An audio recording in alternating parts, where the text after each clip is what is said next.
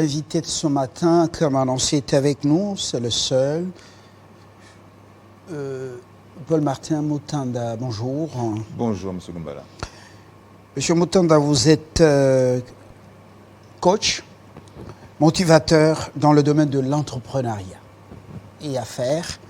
Moi, en voyant le qualificatif coach sur la voie publique, j'ai pensé que vous êtes un coach en fitness.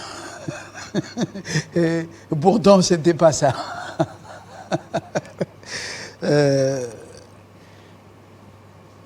Nous parlons ce matin de comment découvrir son talent. Nous sommes dans le domaine de l'entrepreneuriat. Nous pouvons également élargir l'espace de notre temps en abordant d'autres domaines, ce talent dans d'autres domaines. Alors, si vous étiez demandé de vous présenter en détail, ou avec un détail, que diriez-vous? Je vais me présenter en tant que coach, parce qu'en fait, c'est le modèle, avec un chemin qui a été mis en place. Mutanda Chivulukidi. Mutanda Chivulukidi, ça c'est mon nom. Oui. PM, généralement, PM Mutanda Chivulukidi, c'est mon nom, naissance. Donc, je suis effectivement père de famille avec 6 enfants, marié. Oui. Et donc, j'ai 57 ans cette année. Oui. Et donc, je suis en tout cas dans l'accélérateur de développement, pour résumer ensuite, comme ça, donc surtout dans l'entrepreneuriat et aussi dans l'individu, parce que l'entrepreneuriat, comme le facteur humain, est le plus important dans toute chose. Alors, l'homme qui doit entreprendre doit être coaché, raison pour laquelle je me présente en tant que coach, administrateur de société, CEO de Systémage, qui est une plateforme, une entreprise de gestion de stratégie professionnelle et personnelle. J'ai fait plus votre découverte alors que nous sommes à Kinshasa toutes ces années. J'ai fait votre connaissance à Bruxelles, en Belgique, lors de la foire internationale des entrepreneurs, organisée par Crédasure. Et voilà, j'étais fasciné par ce que vous faites. Alors aujourd'hui, j'ai pratiquement... je voudrais que vous nous disiez les domaines dans lesquels vous coachez, vous motivez. Ok. Alors, je vais résumer. Qui est-ce que vous motivez? Qui est-ce que je motive? Alors, comme je disais au départ, c'est l'individu qui est le facteur déterminant. C'est l'homme qui, dans son environnement, a besoin d'être motivé, de trouver les raisons, les valeurs qu'il doit défendre, de manière, en tout cas, logique, pour qu'il puisse être motivé et avancer. Et en même temps, il va vers la communication. Quand on va vers la communication, nous cherchons à passer un message. Ce message nous permet en fait de travailler sur les obstacles qui nous empêchent d'atteindre nos objectifs et d'aller vers le développement. Donc pour résumer, ce sont les 4 domaines. La motivation, la communication, la gestion des changements et des obstacles, et puis vraiment arriver à réaliser les changements. Alors, en réalité, quand on parle entrepreneuriat, on parle en fait d'activité de l'individu qui devient profitable. Pour toute entreprise, nous avons besoin bien sûr de 2 personnes ou 2 entités qui ont une prise commune. Soit entreprise doit être rentable, qui prend quoi dans la relation. Ce qui fait que la relation devient importante dans le système dans lequel nous fonctionnons. Il y a l'individu et l'environnement dans lequel il est. C'est pour ça qu'on parle principalement de leadership, de pouvoir identifier qui on est dans l'environnement et comprendre ce qui se passe dans l'environnement.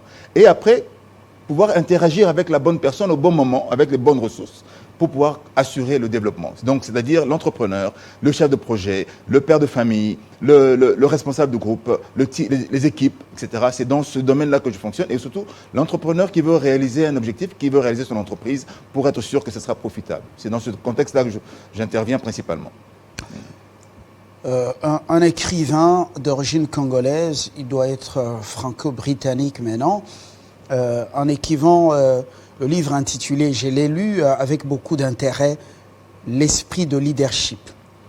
Il fait un distinguo entre leadership esprit de leadership. Il dit que l'esprit de leadership, c'est lorsqu'on prend conscience de ce qu'on a en soi, les talents, le potentiel. Leadership esprit, c'est l'ensemble de des dons, des talents que Dieu a placés, des capacités que Dieu a enfouies en chacun de nous. Et il va jusqu'à dire, tout le monde est leader. Êtes-vous d'accord avec lui que chacun de nous dans ce monde est leader dans son domaine? Il n'y a pas de masse et puis drainé par des leaders, entre guillemets. Je suis absolument d'accord avec cette conclusion parce qu'en fait, l'idée, c'est que chacun doit identifier dans quel domaine il est leader et pouvoir l'exprimer. Ce qui se passe aujourd'hui, c'est vrai que nous prenons la définition et qu'on voit que tout le monde n'exprime pas, ne manifeste pas son leadership, tout simplement parce que tout le monde ne trouve pas sa place. Et nous avons, surtout en RDC ici, au moins 87% de la population de la nation qui n'est pas à sa place. Donc forcément, le leadership individuel ne pourra pas se manifester. Donc, je suis d'accord absolument que chacun peut manifester son leadership, il est leader, mais le tout c'est d'identifier le secteur, sa place réellement dans le système dans lequel il est véritablement leader. C'est donc de trouver sa place pour le profilage, pour identifier comment est-ce qu'il peut fonctionner et s'assurer de la réussite, parce qu'à chaque fois qu'on est dans le leadership, dans son domaine d'activité, on assure en tout cas sa réussite avec un bon plan qu'on met en place. Très bien, mais toujours dans ce livre, Moïse Kabango dit que le cimetière, c'est l'endroit le plus riche. Je comprends maintenant pourquoi les prêtres y vont, c'est pas pour... je ne connais pas d'autres raisons. Il dit c'est l'endroit où beaucoup d'hommes et des femmes sont entrés dans le silence sans pour autant exploiter leur potentiel. D'autres ne l'ont exploité qu'à 1%, 0,5%, d'autres à 10% pour les chanceux. Et beaucoup sont allés au cimetière en rentrant avec leur potentiel. Ça vous inspire quel commentaire? Ça m'inspire le fait que l'atmosphère est très importante. C'est-à-dire que quand nous savons que nous sommes dans un environnement, nous avons intérêt à identifier dans quelle atmosphère nous sommes. Et surtout identifier quel est l'environnement dans lequel nous sommes en train de fonctionner. Est-ce un environnement spirituel, un environnement intellectuel ou simplement sensible, comme on dit, au niveau de sensations. Donc, effectivement, les idées viennent en fait, principalement de tout ce qui est esprit. L'esprit prend conscience et comprend une idée pour être manifestée de manière intelligente. Or, tout le monde est intelligent, tout le monde manifeste son intelligence. Le problème est que toutes ces intelligences ne rencontrent pas la bonne connaissance pour pouvoir se manifester dans la capacité et dans la réalisation. Ce qui fait qu'on peut expliquer, on peut même être d'accord que dans le cimetière, c'est rempli, c'est très riche, parce qu'il y a beaucoup d'idées qui sont enfouies, mais le problème, c'est qu'il faut qu'à chaque fois qu'on identifie quel est l'environnement dans lequel on est, afin de toucher le bon point. Et c'est ce qui fait... Donc l'environnement socio-économique détermine aussi le comportement de l'individu et sa façon de réfléchir. Alors, des pensées. Alors, ce qui détermine le comportement de l'individu, sa façon de fonctionner, de penser, ce sont les inputs, c'est-à-dire ce sont les informations. C'est ce que l'individu perçoit. Parce que nous savons que c'est de la perception que nous allons au comportement. C'est l'idée, c'est la perception de ce qui est important ou pas qui détermine comment nous allons nous comporter. Et c'est de la même manière que les activités quotidiennes d'un homme déterminent en fait l'accès à son âme, comment est-ce qu'il va réfléchir, comment il va réussir ou pas. Voilà pourquoi on dit que de la perception au comportement, il est important de savoir comment utiliser son intelligence en identifiant la bonne connaissance pour atteindre ses objectifs et réaliser sa vie. Alors, vous parlez de la découverte, de l'interaction et de la performance dans le coaching. Je voudrais que maintenant, on puisse aider ceux qui nous suivent. Oui. Comment beaucoup de parents dans nos familles, en l'absence d'une connaissance exacte de nos potentiels, de nos talents,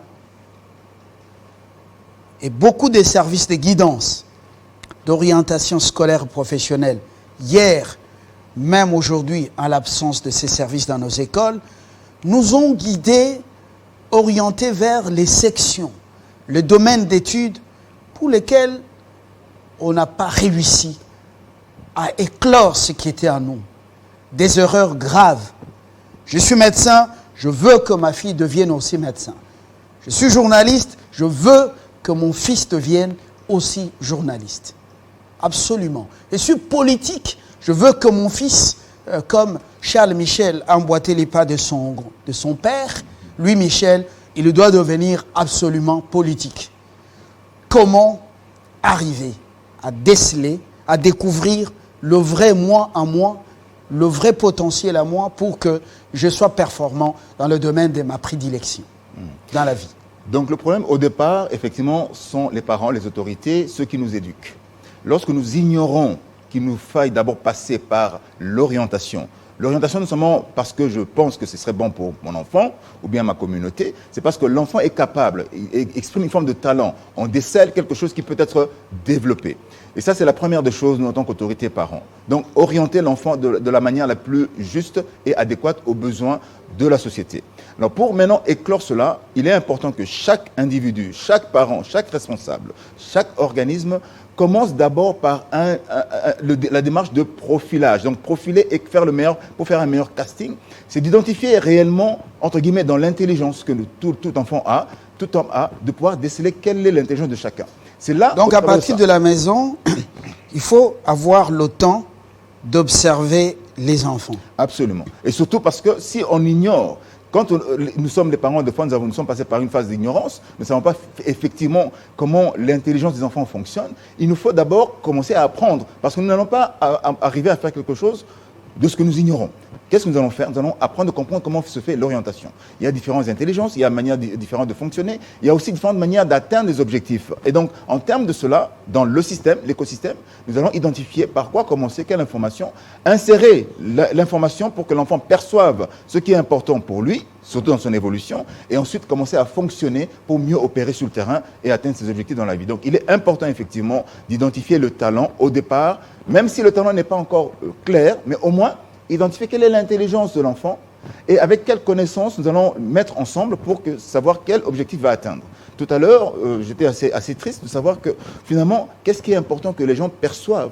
Parce que nous pouvons prévoir, nous pouvons faire la prévision des comportements de la nation, de la population, de notre pays, lorsque nous savons que nous avons mis une forme d'input, une bonne idée, une bonne information qui va faire que les gens vont se comporter. Ce que vous appelez les inputs. Les inputs. C'est-à-dire les vraies informations qui entrent en nous et qui s'adaptent à nous. Raison pour laquelle il nous faut d'abord avoir la cartographie de notre famille, la cartographie de notre entreprise pour identifier quelles sont les positions de chacun. Et en fournissant cette cartographie, nous pourrons maintenant identifier, chacun peut décider sa position pour savoir comment il partirait d'un point A à un point B avec le talent qu'il veut développer en fait. Parce que tout talent doit se développer, mais il faut d'abord qu'il soit découvert. Comment on le fait? On identifie l'intelligence et la connaissance. Et puis on peut avoir en tout cas 80% de chances d'identifier l'intelligence et la connaissance. La connaissance qui convient à cette intelligence. Autrement, il faut une orientation. Absolument. C'est primordial. Adéquate. Adéquate, pourquoi? Parce que, vous savez, nous sommes dans différents environnements. Nous pouvons évoluer dans différents environnements. Dans le même pays, nous avons une entreprise, nous avons une famille différente, nous avons des aspects sociétals, nous avons des communautés différentes. Mais nous n'allons pas nous comporter de la même manière en étant dans une banque qu'en étant avec un chef d'orchestre, par exemple. Ce n'est pas possible. Il nous faut quoi? Identifier l'environnement dans lequel je vais évoluer et comment est-ce que je vais mobiliser ce talent pour pouvoir assurer les objectifs que je vais atteindre. On passe absolument par l'identification de son environnement, de son talent et surtout de la connaissance qui convient parce que sur cette base-là, nous pourrions faire un bon plan pour s'assurer la réussite. Aujourd'hui, tout le monde veut chercher à gagner l'argent. Évidemment, c'est le nerf de la guerre. Mais on ne peut pas gagner de l'argent en voulant dire « je vais travailler pour gagner de l'argent ». Ce n'est pas possible. Il faut d'abord répondre à un besoin. Mais pour répondre à un besoin, nous devons nous retrouver capables de répondre. Et avec quels outils, quelles ressources? Parce que nous allons rencontrer des obstacles. Il va falloir communiquer. Après, évidemment, passer au changement. Sans oublier que la gestion du changement est importante. Parce que tout le monde n'aime pas forcément changer. Malgré le fait qu'il y a un espoir, malgré le fait qu'il y a beaucoup de possibilités, mais tout le monde n'est pas prêt à changer. Qu'est-ce qu'il faut faire? Il faut d'abord être motivé. Quelles sont les valeurs qui nous motivent? C'est ça, on parle de profilage d'abord pour identifier quelles sont les valeurs, son identité à soi. Quelles sont les valeurs qu'on défend? Quand on a identifié les valeurs qu'on défend, on va maintenant chercher à communiquer ces valeurs pour savoir comment est-ce que j'interagis. Est-ce que j'interagis réellement avec ces valeurs-là? De sorte que je puisse identifier les obstacles que je vais rencontrer. Même si tout m'est dû, mais je rencontrerai des obstacles parce que nous sommes dans la société, nous sommes dans le monde, il y a des contrecarrés, il y a des situations différentes. Churchill le disait, les obstacles ne sont pas forcément un aveu d'échec. Un aveu d'échec, pas du tout, au contraire. C'est pour justement faire sortir, c'est pour justement mobiliser sa force intérieure.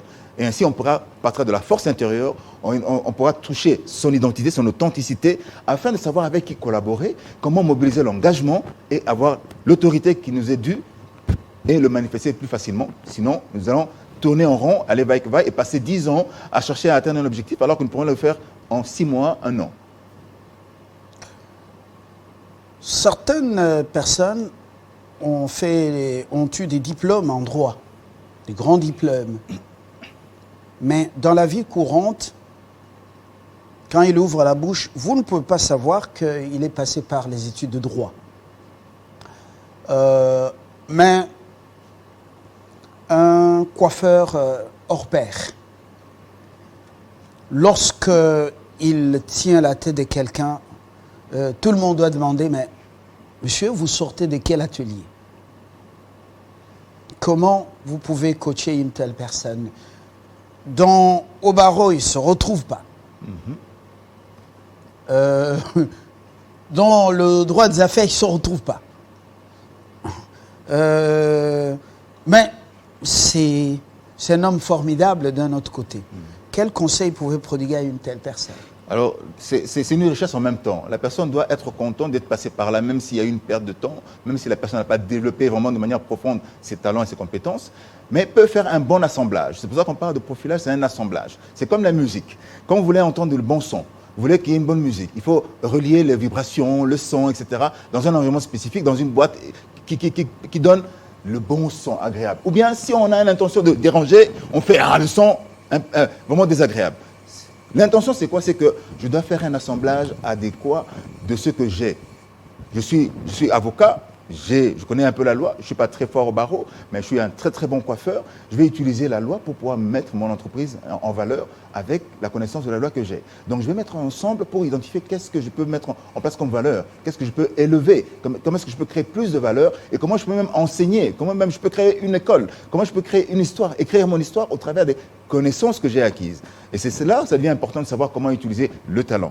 On ne va pas utiliser le talent en continuant à coiffer tous les jours, mais on va utiliser le talent en gardant et en faisant des bébés, en faisant, comme on dit, d'autres coiffeurs excellents. C'est un peu comme on dit, quand on a du succès, qu'est-ce qu'il y a après? C'est des successeurs. Pour cela, il faut un bon plan économique d'entreprise pour permettre justement de pouvoir apporter des solutions aux autres de sa génération et mobiliser au mieux son talent. Quand on a du succès, ça signifie qu'on doit créer des successeurs. Ah, ça c'est très important. C'est très important. Alors, je veux commencer une affaire. Une agence, par exemple, consulting en communication. Qu'est-ce que je dois faire si j'ai Paul Martin Moutanda comme coach? D'abord, nous allons commencer par travailler votre être, votre identité, la connaissance de vous-même. Parce qu'il va falloir d'abord passer par l'étude de vous-même, par l'université de qui vous êtes. Et ça prend au moins, je peux dire ainsi, pour garder dans les normes, 50 heures, 60 heures de travail sur soi, pour prendre connaissance. Je dois m'enfermer dans une chambre où je dois aller à l'UNIKIN ou à l'UPC pour... On peut continuer à aller à l'UNIKIN. À l'école, à l'université de moi-même. On peut aller à l'UNIKIN pendant ce temps on est à l'université de soi-même. Oui. Parce que c'est une question de temps de disponibilité. De la même manière, quand on crée une entreprise, pendant qu'on est aux études, on peut être entrepreneur, étudiant. Mais on étudie soi-même dans le contexte dans lequel on est. Parce que quand on prend conscience, après un profilage, on prend conscience de soi, on sait comment on fonctionne, on sait comment on opère, et on identifie comment on échoue et comment on réussit. Ça devient comme une forme de SWOT individuelle, comme une forme de self-marketing. On commence à travailler maintenant, quels sont les obstacles qu'on peut rencontrer et comment est-ce qu'on peut communiquer cela. Ça, c'est l'apprentissage dans le contexte dans lequel on est. Ensuite, c'est identifier maintenant l'environnement de la communication dans lequel vous voulez évoluer. Si c'est en RDC, si c'est en Europe, si c'est dans le monde. Vous savez comment dans le monde fonctionne. Il y a beaucoup d'influences aussi, effectivement. Il y a beaucoup des aspects techniques. Il y a l'évolution rapide. Comment est-ce que vous, avec la connaissance que vous avez de vous, serez capable de vous adapter pendant ce cours-là pour créer quelque chose d'important quand on parle de la communication. Ensuite, c'est maintenant commencer à dire quels sont les obstacles que je rencontre. Ce sont les finances, ce sont les clients, c'est un marché, c'est la connaissance. Après, sur cette base-là, vous allez maintenant commencer à accumuler les connaissances qui correspondent à votre projet. Mais vous pouvez aussi vous retrouver... Ça implique une formation après avoir découvert son potentiel et l'environnement dans lequel on évolue, est-ce que ça implique, ça exige une formation informelle ou formelle? Informelle ou formelle, ça exige absolument une formation. Pourquoi? Parce qu'il faut acquérir la connaissance. Et moi, j'appelle ça pas forcément formation, l'apprentissage de ce que nous devons faire. L'apprentissage, c'est comment je réunis les ressources, la connaissance, les personnes autour de moi, les outils, le matériel dont j'ai besoin. Je dois apprendre, savoir comment utiliser ça. Ça, c'est l'étude du milieu? Ça fait partie de la formation. De l'environnement? C'est l'écosystème. C'est pour ça qu'on est obligé d'apprendre. Nous ne devrons jamais arrêter d'apprendre. Et même quand on n'est pas en train d'apprendre réellement dans la vie, on apprend toujours. Au travers de nos échecs, on apprend. Donc, si on ne prend pas ça comme une opportunité d'évoluer, ben nous risquons de passer à côté. Donc, forcément, ça demande de continuer à apprendre. Il y a des livres, il y a des réseaux, il y a des gens, des hommes comme vous qui avez l'expérience, qui pourraient coacher les autres, d'autres qui ont la connaissance politique, qui peuvent donner les informations aux autres afin qu'ils puissent réussir. Donc, formation obligatoire. Et surtout, quand on parle de cela, on dit comment est-ce que je vais maintenant adopter le comportement qu'il faut? Parce que je dois passer d'abord par la fonction qui me caractérise. Je peux être très bon dans la communication, mais je ne suis pas très bon entrepreneur ni un très bon gestionnaire de mon entreprise. Donc, faut-il, par exemple, management? Voilà. Donc, le management est important. Il faut savoir identifier, gérer les risques de votre entreprise et les risques aussi de l'environnement dans lequel vous êtes. Pourquoi? Parce que si vous n'avez pas identifié les risques et vous ne savez pas les gérer, votre gestion sera difficile et le management va vous exiger de procédures, de processus très lourds qui vont vous ralentir. Et après, le reste, c'est quoi? C'est de pouvoir être capable de vendre votre idée. Avec une force de vente adéquate, vous arrivez vraiment à mettre les choses en place et de collecter et les informations et les personnes et matériels pour pouvoir être crédible et ensuite commencer maintenant à identifier ce dont vous avez besoin pour construire votre agence de communication, par exemple. Ah oui, mais c'est très intéressant. Et si on est dans un environnement où il y a du copier-coller, des jalousies, des pesanteurs, vous dites des défis qui doivent constituer des opportunités. Et par moments, ça décourage. Par moments, ça décourage. Qu'est-ce qu'il faut faire? Alors, nous avons la responsabilité, nous, en tant qu'autorité, responsables, parents, de créer un environnement qui permet justement de pouvoir apporter les solutions aux problèmes de ceux de notre génération. Parce que quand je grandis sans connaissance, sans éducation, je ne pourrai donner que ce que j'ai. J'ai intérêt, moi, en tant qu'enfant, d'apprendre. Et pour ça, j'ai besoin de cet environnement-là. Comment je vais créer cet environnement-là? Pour faciliter la tâche à tous les autres, pour y arriver et faire de bons choix. Ici, il s'agit de bons choix, aussi bien pour les parents, les responsables, que pour moi qui dois prendre une direction. Comment je fais? Je dois absolument trouver un bon environnement qui me permet de pouvoir apprendre.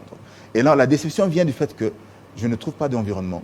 Je ne crée pas un environnement. Et souvent, l'environnement est très orienté personnel, très orienté argent. Et donc, finalement, il n'y a pas un environnement, ni des banques ici, de banques de projets. Et donc, nous n'arrivons pas vraiment, réellement, à pouvoir mettre en place un environnement qui nous permette en tout cas, à la jeunesse, à la nation, qui vit dans un pays très riche, à devenir riche. La nation est pauvre dans un pays très riche. Comment il faut faire? C'est donc de créer, comme on dit, des plateformes qui permettent en fait de créer des castes. On va dire ça comme ça. C'est un peu comme on dit dans la Bible. Les réseautages. Il y a le réseautage qui est incontournable. C'est pour ça qu'on parle d'information de données, enfin, les données et les informations. Le réseautage pour savoir avec qui communiquer quoi. Et ensuite commencer à savoir quels sont les projets qui peuvent se mettre en place pour gagner quoi. Mais ici, l'idée, c'est de quand tout le monde est casté, quand tout le monde est orienté, nous savons en fait quels sont les viviers. Nous savons par exemple, nous allons trouver ceux qui sont très très forts dans la communication, ceux qui sont très très forts dans la collecte d'informations, ceux qui sont très très forts dans l'administration, ceux qui sont très forts dans l'entrepreneuriat, ceux qui sont très forts dans la gestion et dans la normalisation, ceux qui sont très forts dans la gestion de projet. Je vais vous donner une expérience personnelle. Quand je suis rentré chez moi, ici, parce que j'ai évolué, ensuite j'ai donné le cours à l'International Management Development avec l'IMD. À Lausanne, c'est voilà. Peut-être un des aspects que je ferai ressortir dans les 10 annonces. Voilà. Très bien. Donc, en revenant, j'ai voulu quelque part connaître le marché parce que je voulais créer mes entreprises, je voulais commencer à évoluer, rentrer chez moi et évoluer. Mais il a fallu que je passe d'abord un temps pour étudier le marché.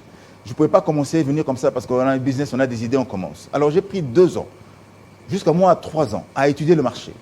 Donc, vous serez surpris de savoir que quand j'ai fait l'étude de marché, ça m'a pris 2 ans réellement pour avoir les bons chiffres. J'ai dû profiler, j'ai dû évaluer, j'ai dû caster, j'ai dû sonder 6000 personnes Au bout de 3 ans, j'en étais arrivé à 7000. Mais en fait, 7000 personnes, c'est déjà un critère en termes de sondage. J'ai déjà dépassé quelque part. Je suis dans les normes réellement dépassé. Donc, j'ai pu identifier. Donnez-moi vraiment une idée. À votre avis, ceux en RDC capables de gérer un projet de A à Z. Parce que gérer un projet, gérer une entreprise, être entrepreneur, c'est une connaissance naturelle, n'est-ce pas? Après tout ce qu'on a comme connaissance naturelle, il faut maintenant aller s'acquérir des capacités, n'est-ce pas? Et développer ces capacités avec les connaissances qu'on a. Mais si on n'a pas ces connaissances, sur 7000 personnes, combien en RDC sont capables de gérer un projet ou de gérer des projets de A à Z? Parce que c'est vraiment la préoccupation de notre nation, dans notre pays ici, c'est un des problèmes. À votre avis, sur 7000 personnes, combien, juste devinez, nous pourrions avoir comme pourcentage de personnes qui sont capables de gérer un projet de A à Z? Même les parents, nous, chefs d'entreprise, etc. Et vous êtes arrivé à quelle conclusion? 1%. Sur 7000 personnes, 1%. Sur 700, combien? 0, sur 70 personnes, vous trouvez combien de personnes qui peuvent gérer le projet? Alors, quand on met les autorités, les responsables, la première des choses, c'est déjà de savoir comment gérer un projet, même un projet personnel, un projet familial, un projet organisationnel. C'est la base. Au lieu d'aller commencer à faire des études qui sont inadéquates pour notre besoin, il faut déjà commencer à gérer les projets. Peu importe le projet. Quand on n'a pas la connaissance, quand on n'a pas la mentalité, on n'a pas le fonctionnement pour gérer un projet, on ne va pas y arriver avec tout le potentiel qu'on a ici. Ce qui fera aussi qu'aujourd'hui, il n'y a que 4% de gens qui sont capables de faire des entreprises, des véritables entrepreneurs qui transforment des choses en valeur. Okay? Et ceux qui sont capables de rendre les choses normales, la normalisation, 5% en RDC. Donc sur les 7000 personnes... Selon les sondages réalisés en 3 ans. En 3 ans. Est-ce que la situation n'a-t-elle pas évolué? Alors, j'ai essayé. Au bout de 2 ans, j'avais les mêmes chiffres. J'avais déjà les chiffres. Mais pendant 1 an en plus, c'est pour ça que je disais 3 ans, je pensais que ça allait peut-être évoluer entre-temps. Mais j'ai gardé les mêmes chiffres. Les chiffres sont confirmés. Ça veut dire aujourd'hui, quand je fais même encore le profilage, quand je fais le casting, quand je suis en entreprise, même quand on fait le forum international, nous avons la même carte, M. Lumba. La même carte. C'est-à-dire que ça ne change pas. Pourquoi? Parce que nous continuons toujours à recevoir les mêmes informations, input, pour avoir toujours, vouloir changer, ça ne changera pas, ça sera toujours les mêmes outputs. Donc la réaction que nous avons, quand je parle comme ça, qu'est-ce que vous avez comme réaction? Vous allez être surpris. C'est cette façon-là de fonctionner. Chacun, quand on lui met une information, il va réagir de cette manière-là ou de cette manière-là. Il y a différentes manières de réagir. Et là, dans le fonctionnement au quotidien, dans un environnement professionnel, entrepreneurial, malheureusement, il y a des archétypes. Et ces archétypes-là, quand on constate encore jusqu'aujourd'hui, la carte n'a pas changé. Le pourcentage est toujours 1%, si ce n'est un peu moins, pour dire 0,9%. Et qu'est-ce qu'il faut faire pour changer la donne? Pour changer la donne, la première des choses, c'est de mettre en place une véritable orientation en RDC pour savoir comment est-ce que nous allons travailler les intelligences. Le Congolais, la nation congolaise est très intelligente. Le problème, c'est qu'on ne lui apporte pas ou il ne va pas chercher la bonne connaissance pour mettre en lien cette connaissance avec cette intelligence, de sorte qu'il puisse être capable. La capacité ne vient pas parce que nous avons la mauvaise connaissance. D'abord, c'est de faire le profilage national pour identifier finalement comment est-ce que la nation fonctionne. Vous savez, quand vous voulez donner un visage d'un pays, un visage d'une entreprise, en faisant le profil, vous pouvez dire que cette entreprise-là ira jusqu'à 10 ans, l'autre passera que 10 ans dans cet environnement-là, d'autres peuvent aller éternum. Quand on fait le profilage, on peut identifier ça. C'est pour ça que vous voyez bien sûr les forces et les entreprises internationales, les multinationales qui savent comment le Congolais fonctionne, parce qu'il y a déjà eu une étude de marché, ils savent comment convaincre, ils savent comment évoluer. Mais nous, en RDC, nous n'avons pas d'entreprises qui tiennent dans la durée. Elles ne sont pas pérennes. C'est comme dans notre domaine des médias. Beaucoup de médias n'ont pas longue durée, succès saisonnier. Pour traverser une décennie, c'est pas toujours évident. Hein. Non, c'est pour ça qu'on Il faut être en même temps professionnel sur le plan médiatique, mais en même temps avoir le sens du management. Voilà, donc vous avez dit le mot. Coca-Cola a fait toujours la pub jusqu'aujourd'hui. BBC Afrique, La Voix de l'Amérique et RFI font toujours leur promotion en Afrique et ailleurs jusqu'à maintenant. Pourtant, ils ont de grandes audiences. Et pourtant, et c'est pour ça qu'on dit que le management doit se retrouver partout. En administration, dans les institutions, dans les ministères. Parce que quand on manage, c'est la forme d'administration qu'on doit gérer. On doit gérer les hommes et les ressources. On doit manager les processus et les comportements. On doit manager les hommes et les objectifs. Donc tout ça, c'est question de management et savoir gérer le risque. Donc Ici, l'idée, c'est vraiment de pouvoir savoir comment mettre tous ensemble pour avoir un bon management avec de bons leaders, parce qu'on sait qu'on a de bons leaders, malheureusement, quand le management n'est pas convenable, malheureusement, ce leadership, c'est stamp, en fait. Alors, dans la culture anglophone, surtout aux États-Unis, on ne demande pas les diplômes qu'on a décrochés, on demande souvent qu'est-ce que vous êtes à mesure de faire. Tout à fait. Et en lisant un livre intitulé « Tout ce que vous n'apprendrez jamais à Harvard », la prestigieuse université privée de John Harvard, dans la ville de Cambridge, dans les Massachusetts, j'ai pu comprendre que le monde francophone, c'est un monde qui ne favorise pas le self-management. Comment arriver à ne pas beaucoup se focaliser sur ses diplômes, comment arriver à écouter la voix de son cœur et faire ressortir ce qui est en moi pour pouvoir le faire fructifier et faire en sorte que ça m'amène à aller de l'avant, à faire profiter aux autres. L'obstacle ici, c'est l'establishment, comme on dit. C'est-à-dire que l'autorité, le statu quo. Imaginez-vous, aujourd'hui, je suis autorité, M. Fabien, et que je suis en train de chercher à atteindre un objectif. Pendant ce temps-là, j'ai mes ressources. Personne ne peut venir me dire de changer le système, de changer la donne en abandonnant mes ressources parce que je veux contribuer au pays. Ce n'est pas possible. C'est à nous d'identifier les autres éléments, les autres voies, les ressources que nous avons pour pouvoir développer et maintenant acquérir justement la force. Sinon, ce sera compliqué de pouvoir changer le monde de cette manière parce qu'on ne peut pas enlever à manger de la bouche d'une personne quand en plus elle a des responsabilités ou quand elle a une famille. Donc, ici, c'est de réfléchir autrement, d'utiliser d'abord son intelligence avant de pouvoir combattre quelque chose. C'est d'abord d'utiliser l'intelligence de manière adéquate. C'est pour ça qu'on dit la population est tellement riche intellectuellement. Il nous faut en fait les former. Il nous faut les rendre apprentis de leurs ressources, de leur intelligence. Et c'est là que justement la nation va pouvoir bénéficier de cette intelligence pour passer maintenant à l'économie de la connaissance. C'est là où nous avons comme porte de sortie. Notre pays a besoin de l'économie de la connaissance. C'est d'abord ça. L'économie de la connaissance. De la connaissance. Est-ce que la connaissance nous manque? La connaissance nous manque beaucoup. Pourquoi? Parce que nous n'avons pas celles qui correspondent à notre intelligence. Et quand nous entrons dans l'économie de la connaissance, nous commençons à valoriser la bonne connaissance par rapport à notre intelligence. Nous avons une intelligence particulière en RDC. Donc, quand on parle de l'économie de la connaissance, il faut apporter la bonne connaissance. Pas la connaissance forcément, comme on a dit, belge aujourd'hui, industrielle, que nous avons, parce que ça ne répond à rien, surtout pas à nos besoins. Donc, si on focalise là-dessus, on commence à identifier maintenant quelles sont les responsabilités ou bien les retours sur le terrain pour travailler réellement sur ces bases-là pour résoudre le problème. Et donc, c'est grâce à la connaissance individuelle, grâce à l'individu intelligent que vous êtes, qui allez justement utiliser votre intelligence pour pouvoir mettre en place et réaliser le changement. Sinon, si vous n'avez pas la bonne connaissance, vous allez agir comment? Parce qu'on est dans un écosystème, par exemple, l'agriculture. Nous sommes intelligents, mais si nous n'avons pas la connaissance de l'agriculture, l'agribusiness, comment nous allons mettre en place les process? Comment nous allons faire le suivi? Nous allons être très vite essoufflés et nous allons être dépassés. Alors, on va terminer par là. Nous essayons un peu de sortir du potentiel qui est en moi, qui est en vous, qui est dans l'autre, dans chacun de ceux qui nous suivent, pour aller jusque dans les entreprises. Comment nous sommes dans les secteurs médiatiques?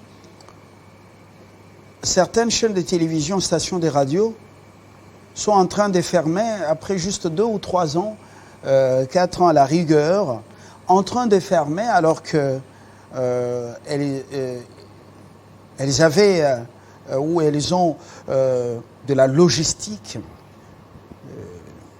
du design, et par moment des moyens. Comment sont-elles en train de fermer sans atteindre même une décennie?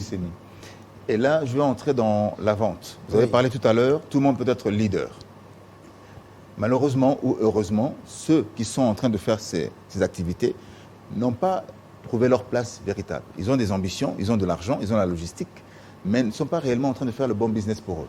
Ils peuvent investir, mais ce n'est pas eux qui devraient gérer l'entreprise. Ils avaient le design, le contenu, et le marketing a été fait, Exactement. des panneaux, et Exactement. voilà, tout ça. Qu'est-ce qui a manqué? Le bon casting. Ils ont recruté des très bons journalistes, des très bons chroniqueurs, des très bons présentateurs. Le casting. C'est toujours la même chose. Parce qu'on parle de technique. Quand tu parles de la communication, Dans le c'est chef, technique. dans l'administration. Il y a l'administration ou qui peut pêcher. La communication réellement de l'entreprise qui peut pêcher. Pas la communication en tant qu'outil. On parle dans la gestion, le management qui doit pêcher. On n'est pas de salaire, de ressources humaines. On parle surtout quand on doit communiquer. On pêche à ce niveau-là. Et puis surtout dans les opérations quotidiennes pour pouvoir collecter, faire du reporting. On pêche souvent là-dessus parce qu'on pense que ce n'est pas important.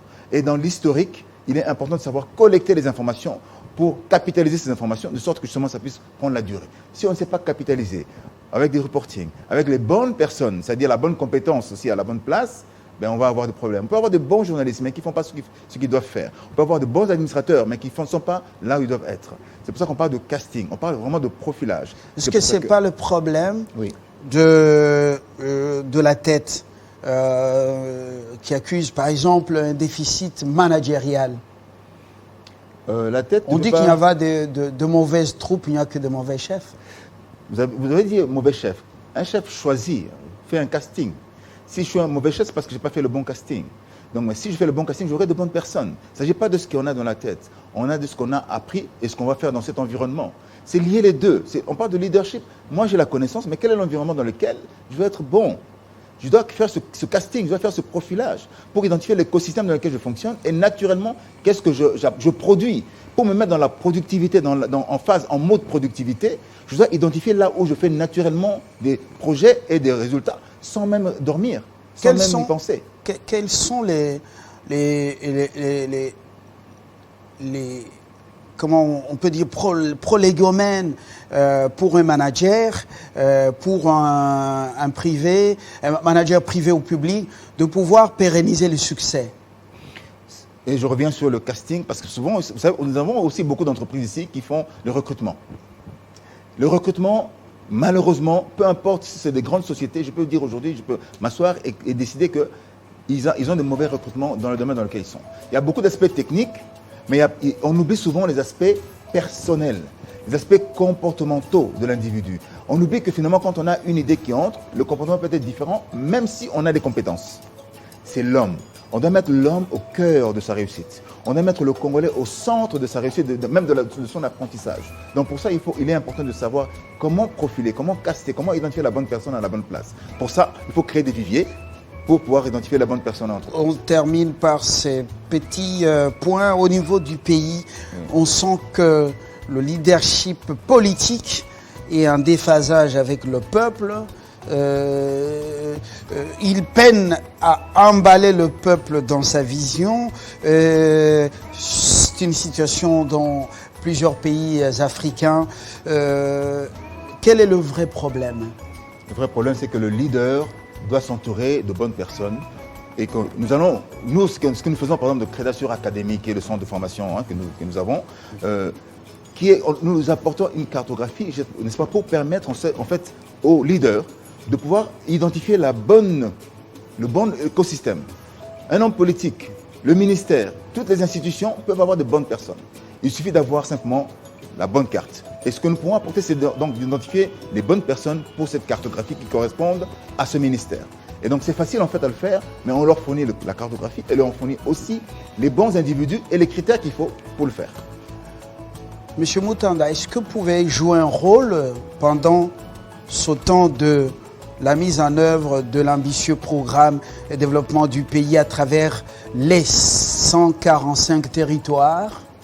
Vous avez été en Belgique, vous avez suivi le partenaire de Crédasur belge, le Congolais Sébastien Lekebo. Ils ont dit que le développement, contrairement à ce qu'ils avaient commis comme erreur, le développement doit partir des villages comme chez eux, des communes, villages vers le sommet et non du sommet à la base. Quel rôle pouvez-vous jouer dans ces programmes ambitieux de développement à travers 145 territoires en tant que coach? Un rôle d'arbitre. Le coach qui va identifier la bonne personne pour telle mission, telle, etc. Et puis surtout, on fait toujours le lien entre la capacité de l'individu, mais aussi lié à sa compétence. Et on saura tout de suite, en tout cas en tant qu'arbitre, coach, c'est le rôle que je peux jouer nettement là pour savoir qu'est-ce qu'on peut avoir comme input et quel comportement à la fin on veut attendre. Et surtout quand on a identifié la cartographie, nous avons le visage, nous saurons maintenant où est-ce qu'il y a les pannes, où est-ce qu'il faut renforcer, où est-ce qu'il faut diminuer, etc. Comme une forme de SWOT pour le pays, savoir quelles sont les opportunités qu'on peut gérer et quelles sont les faiblesses qu'on peut justement renforcer. Si les marchés sont attribués aux Congolais, seulement Congolais, pour l'exécution de ce programme, vous connaissez le danger qui guette un tel processus, une telle décision. Nous ne sommes pas tous compétitifs. Nous ne faisons pas les choses avec passion. Non, malheureusement. Le mensonge, le non-respect des engagements.